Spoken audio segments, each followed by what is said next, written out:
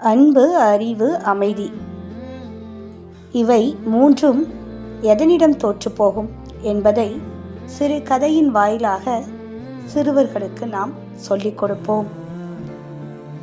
ஒரு ஊரில் என்ன ஆயிடுச்சு அப்படின்னா, கரண்ட்டு கட் ஆயிடுச்சு. எந்த வீட்லேயுமே லைட் எரியலை. ஒரு வீட்டில் மட்டும் 4 மெழுகுவர்த்தி எரிந்து கொண்டிருந்தது.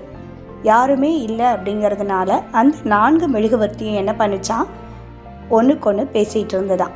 அப்போது முதல் மெழுகுவர்த்தி சொன்னிச்சான், அந்த மெழுகுவர்த்தியோட பேர் அமைதி. இந்த காலத்தில் அமைதியை எங்கேயுமே பார்க்க முடியல, அதனால் எனக்கு இங்கே இருக்க தகுதி இல்லை அப்படின்னு சொல்லி அது தன்னைத்தானே அணைச்சிக்கிட்டான். அப்புறம் அன்புங்கிற மெழுகுவர்த்தி பேச ஆரம்பிச்சுதான். அன்புங்கிற மெழுகுவர்த்தி என்ன சொன்னிச்சான், இப்போ உள்ள மனிதர்களிடம் யாரிடமும் யாரும் யாருக்கிட்டையும் எப்படி இருக்கிறதில்ல, அன்பாக இருக்கிறதில்ல, அதனால் எனக்கு இங்கே வேலை இல்லைன்னு சொல்லிட்டு அமைதி மாதிரியே அன்பும் தன்னைத்தானே என்ன செஞ்சுக்கிட்டான், அணைச்சிக்கிட்டான். அடுத்து அறிவு மெழுகுவர்த்தி பேச வந்துச்சான். அறிவு மெழுகுவர்த்தி சொன்னிச்சான், இப்போ யாருமே அறிவை பயன்படுத்தி எந்த காரியத்தையும் செய்வதில்லை, மூட நம்பிக்கைகளையே நம்புகின்றனர், ஆதலால் எனக்கு இங்கு வேலை இல்லை என்று அறிவும் அணைந்து விட்டதாம்.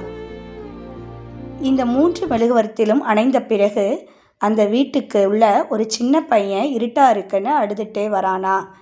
அந்த அழுதுகிட்டே அப்போ அந்த பையன் அணைந்து போன அந்த 3 மெழுகுவர்த்தியும் பார்த்து, எனக்கு வெளிச்சம் வேண்டும், நீங்கள் ஏன் அணைந்தீர்கள் என்று அந்த பையன் அந்த மெழுகுவர்த்திகிட்ட கேட்குறானா.